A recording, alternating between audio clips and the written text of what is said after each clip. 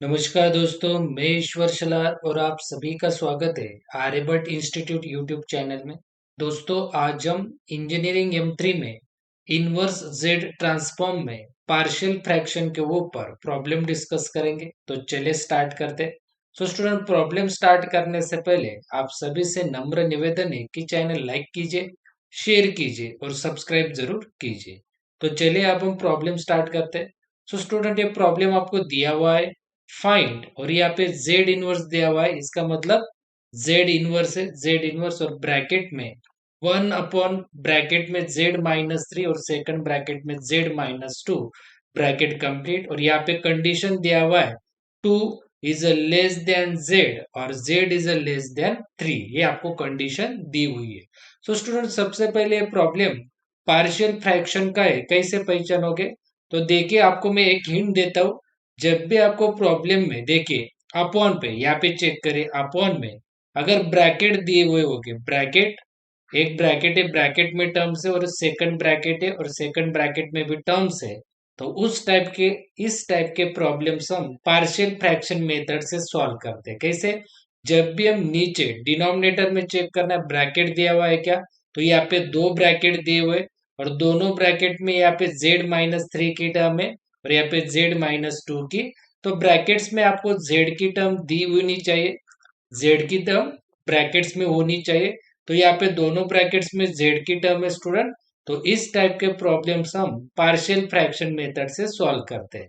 तो देखिए, सबसे पहले हम स्टेप 1 में देखिए, स्टेप 1 में ये जो हमें प्रॉब्लम दिया हुआ है इसे मैं लिखूंगा स्टूडेंट एफ ऑफ जेड के फॉर्म में। तो f of z is equals to, देखिए ब्रैकेट में क्या है, 1 अपॉन z-3 और सेकंड ब्रैकेट में z-2, राइट? ये आपको लिखना है अपॉन पे, ये ब्रैकेट की terms F of Z equals to के फॉर्म में लिखना है। अब हम यहाँ पे student partial fraction method use करेंगे। So now partial fraction method, partial fraction partial fraction method, right? So देखिए partial fraction method। so ये जो 1 अपॉन z-3 z-2 है, 1 अपॉन यहाँ पे z-3 और यहाँ पे z-2 आपको लिखना है इक्वल्स टू करके a अपॉन पहला ब्रैकेट में z-3 प्लस b अपॉन ये जो दूसरा ब्रैकेट है वो लिखना है आपको z-2। इसे कहते हैं पार्शियल फ्रैक्शन मेथड, कि जो भी 1 अपॉन z-3 और z-2 है ये टर्म्स, तो आपको a अपॉन पे पहला ब्रैकेट प्लस b अपॉन पे दूसरा ब्रैकेट, इसे आपको देना इक्वेशन ए, राइट? अब आपको क्या करना है स्टूडेंट, ये जो 1 है यहाँ पे क्या दिख रहा है, इक्वल्स टू के इस साइड में यहाँ पे देखिए क्या है, 1 है, तो आपको 1 लिखना है, देन इक्वल टू यहाँ पे ए स्टूडेंट, और ए के क्रॉस में क्या है, ए के क्रॉस में z-2, तो यहाँ पे लिखना है z-2। देन यहाँ पे क्या है प्लस, यहाँ पे क्या है स्टूडेंट बी के क्रॉस में क्या है z-3, तो यहाँ पे लिखना है आपको z-3 और इसे आपको देना है इक्वेशन 1। क्या क्या मैंने स्टूडेंट देखे, ध्यान से देखे, बहुत शॉर्ट ट्रिक है, अच्छा ट्रिक है। यहाँ पे क्या है, जो भी नंबर होगा इक्वल्स टू के इस साइड में ऊपर देखिए, ये यहाँ पे जो भी नंबर होगा यहाँ पे वो लिखना है, देन इक्वल टू लिखना है, देन ए लिखना है, ए के क्रॉस में जो भी टर्म है z-2 की वो लिखना है, देन प्लस यहाँ पे बी की टर्म है बी की और बी के क्रॉस में z-3 वो लिखना है ब्रैकेट में। बस इतना ही, बाकी टर्म्स के तरफ आपको ध्यान नहीं देना है स्टूडेंट, और इस इक्वेशन को आपको लिखना है 1। क्या लिखना है आपको, 1 दे देना है नाम से। अब आप देखिए स्टूडेंट, यहाँ पे जो 1 इक्वेशन है, 1 इक्वेशन में देखिए पहला ब्रैकेट कौन सा है, 1 इक्वेशन में पहला ब्रैकेट कौन सा है, z-2। 1 इक्वेशन में देखिए पहला ब्रैकेट है z-2, तो यहाँ पे आपको लिखना है z-2 इक्वल टू 0। क्या लिखना है, z-2 इक्वल टू 0। तो देखिए ये -2 इक्वल्स टू के इस साइड आते वक्त, ये -2 इक्वल्स टू के इस साइड आते वक्त क्या होगा स्टूडेंट, +2। ये -2 इक्वल्स टू के इस साइड आते वक्त क्या होगा स्टूडेंट, +2। और ये वैल्यू आपको पुट करनी है, पुट इन 1 इक्वेशन में पुट करनी है 2 की वैल्यू। देखिए क्या क्या मैंने यहाँ पे जो इक्वेशन 1 में जो पहला ब्रैकेट है वो z-2 इक्वल टू क्या करना है 0, देन ये -2 इक्वल्स टू के इस साइड आते तो होगा +2, तो z इक्वल टू 2 मिला। तो 2 की वैल्यू आपको पुट करनी इक्वेशन 1 में। अब आप ध्यान में देखिए, इक्वेशन 1 में यहाँ पे 1 है और इक्वल टू, ये जो 2 की वैल्यू है ना स्टूडेंट, ध्यान से देखिए, ये जो z-2 है, ध्यान से देखिए z-2, हे z-2 इक्वेशन ये में यहाँ पे, और इसके ऊपर क्या है, z-2 के ऊपर क्या है स्टूडेंट, b है। z-2 के ऊपर क्या है स्टूडेंट, b की टर्म है। तो आपको ये जो टू वैल्यू है, ये टू वैल्यू आपको पुट करने स्टूडेंट, जहाँ पे b है ना, सिर्फ वहां पे, जहाँ पे b की टर्म है वहां पे ही आपको z की वैल्यू पुट करनी है। देखिए 1 इक्वल्स टू यहाँ पे b है, बाकी इस पे आपको नहीं पुट करना है, b है। देन यहाँ पे आपको क्या है स्टूडेंट, z, तो z की वैल्यू कितनी है, 2। देन कितना है, -3, सिर्फ इतना ही आपको लिखना है। ध्यान से देखिए स्टूडेंट, ये जो पहला ब्रैकेट है z-2 इक्वल टू 0 कर दीजिए। देन -2 इक्वल्स टू की इस साइड आते तो होगा +2, और ये इक्वेशन पुट करना है आपको, ये वैल्यू इक्वेशन 1 में, राइट। अब आप ये 1 लिखा, मैंने इक्वल टू लिखा, बट मैं आपको अब शॉर्ट ट्रिक बताऊंगा। ये जो z-2 ब्रैकेट है, ये जो आपने लिखा z-2 इक्वल टू 0, ये जो z-2 ब्रैकेट है वो इक्वेशन ए में देखिए यहाँ पे, और उसके ऊपर कौन सी टर्म है, b की टर्म है। तो इक्वेशन 1 में जहाँ पे b की टर्म है, राइट, तो जहाँ पे b की टर्म है वहां पे z की वैल्यू पुट करें, तो यहाँ पे b है तो b लिखा मैंने। देन यहाँ पे z की वैल्यू पुट करना है 2, तो 2 पुट किया, -3, 2 -3। तो देखिए 1 इक्वल्स टू b, 2 -3, 2 -3 कितना होगा स्टूडेंट, -1। ये -1 इक्वल्स टू के इस साइड आते वक्त वो इस 1 को होगा डिवाइड, तो 1/-1 इक्वल टू b। ये जो -1 है इक्वल्स टू के इस साइड आते वक्त क्या होगा, डिवाइड, ये जो -1 है इक्वल्स टू के इस साइड आते तो होगा डिवाइड, 1/-1 होगा, -1 इक्वल टू b। तो आपको b की वैल्यू मिली स्टूडेंट, b की वैल्यू मिली आपको -1। देखिए यहाँ पे आपको b की वैल्यू मिली, राइट। अब देखिए स्टूडेंट, इक्वेशन 1 में नेक्स्ट ब्रैकेट कौन सा है, z-3, बहुत सिंपल लॉजिक है, ध्यान से देखिए। तो नेक्स्ट ब्रैकेट है z-3, तो देखिए यहाँ पे मैं लिखता हूँ नेक्स्ट, यहाँ पे, सो z-3 इक्वल टू लिखूंगा मैं 0, एंड देन ये जो -3 है इक्वल्स टू की इस साइड आते तो होगा +3, और ये मैं पुट करूंगा स्टूडेंट, पुट इन 1, ये जो -3 है इक्वल्स टू के इस साइड आते तो होगा +3, तो z इक्वल्स टू 3 ये पुट करूंगा मैं इक्वेशन 1 में। तो सो इक्वेशन 1 है स्टूडेंट, देखिए यहाँ पे 1, देन 1 इक्वल्स टू 1 और इक्वल्स टू। अब आप ध्यान से देखिए, ये जो z-3 है, इक्वेशन 1 का जो z-3 है, वो z-3 देखिए इक्वेशन ए में कहाँ पे, यहाँ पे z-3, और इसके ऊपर कौन सी टर्म है स्टूडेंट, a की टर्म है। तो आपको सिर्फ इक्वेशन 1 में जहाँ पे a, वहां पे ही ये z की वैल्यू पुट करनी, तो देखिए यहाँ पे a, देन आगे क्या है, z है, तो z की वैल्यू कितनी है स्टूडेंट, 3, और -2, बस यहाँ पे आपको पुट कर देना है। तो 1 इक्वल्स टू यहाँ पे a, 3 -2 कितना होगा, 1, ये 1 इक्वल्स टू के इस साइड आते तो होगा डिवाइड, तो 1/1 कितना होगा स्टूडेंट, 1, तो a की वैल्यू मिली स्टूडेंट आपको 1। ध्यान से देखिए क्या करना है आपको, देखिए इक्वेशन 1 में जो भी आपका सेकंड ब्रैकेट है z-3 इक्वल टू 0 लीजिए, ये -3 इक्वल्स टू के इस साइड आते तो होगा +3, और आपको ये पुट करना है इक्वेशन 1 में, इक्वेशन 1 में। तो इक्वेशन 1 में कहाँ पे पुट करोगे, ये लॉजिक याद रखिए, राइट, बहुत सिंपल है। तो 1 लिख लीजिए, इक्वल टू ये z-3, जो इक्वेशन 1 का जो सेकंड ब्रैकेट है z-3, वो चेक करे इक्वेशन ये में यहाँ पे, तो z-3 के ऊपर कौन सी टर्म है, a की टर्म है। तो आपको जहां पे इक्वेशन 1 में a, वहां पे ही सिर्फ पुट करे z की वैल्यू, अदर जगह पुट करने की जरूरत नहीं है।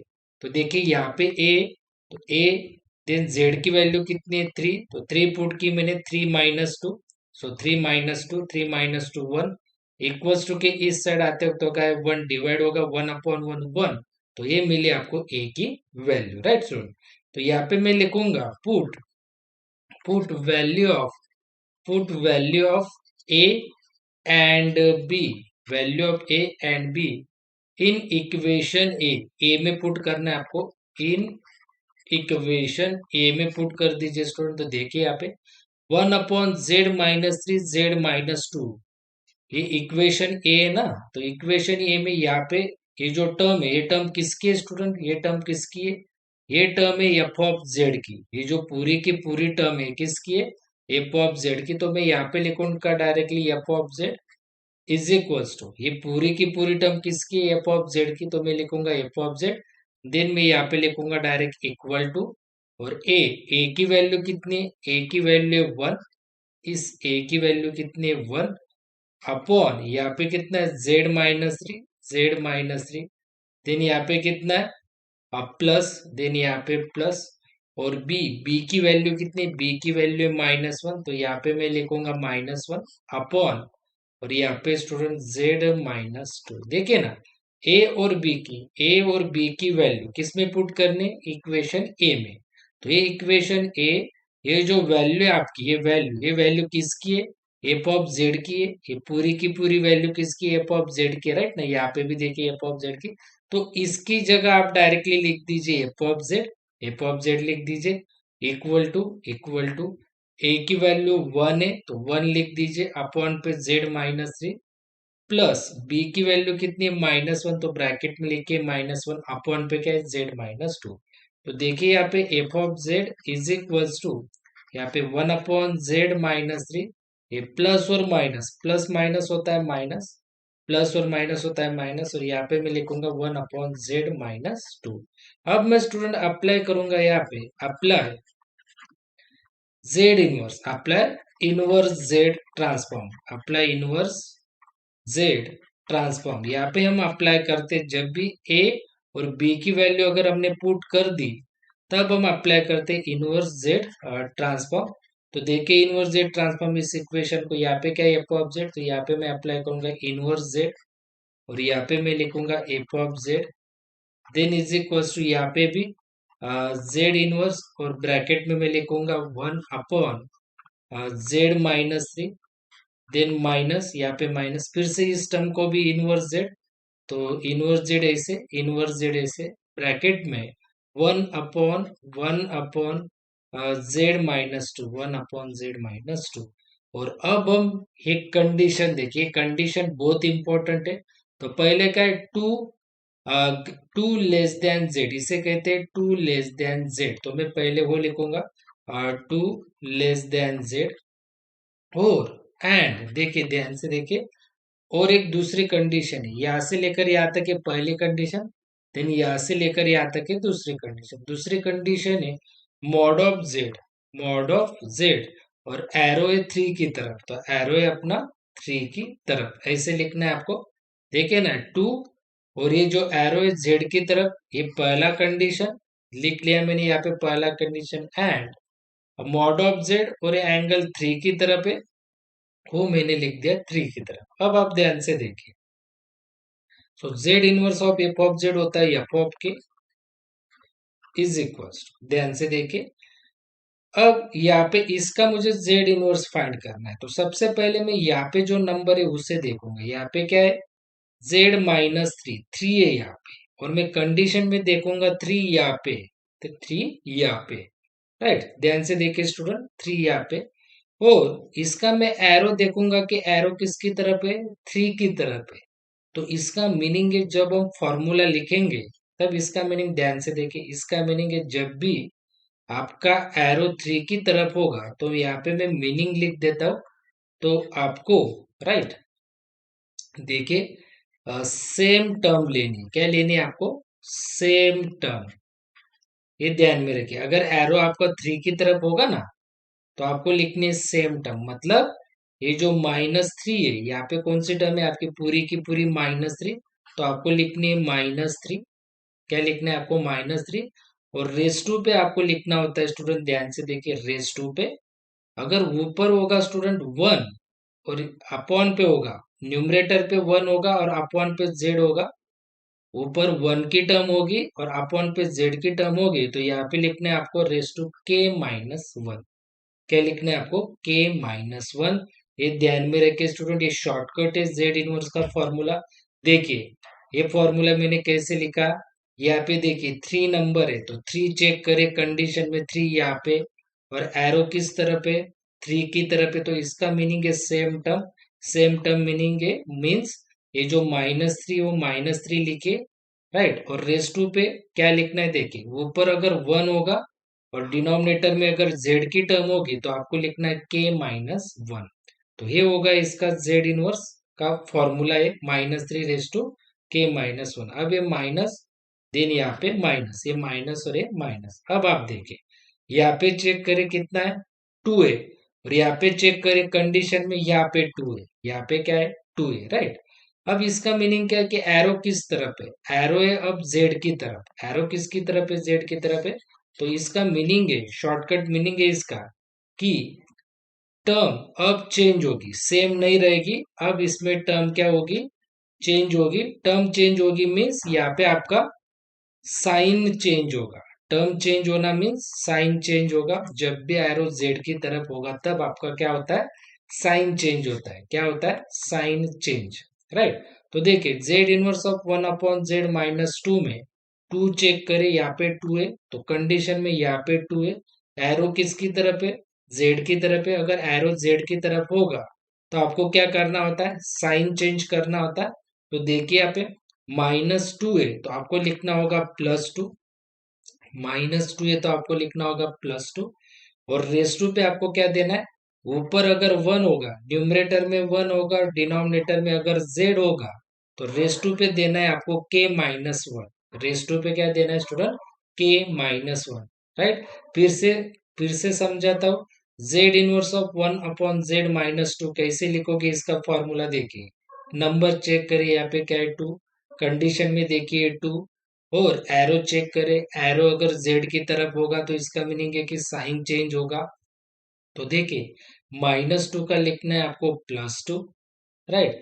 और रेस टू पे क्या लिखना है, अगर न्यूमरेटर में 1 होगा और डिनोमिनेटर में यहाँ पे z होगा, तब आपको रेस टू पे देना है k-1। So this is your final answer my dear students.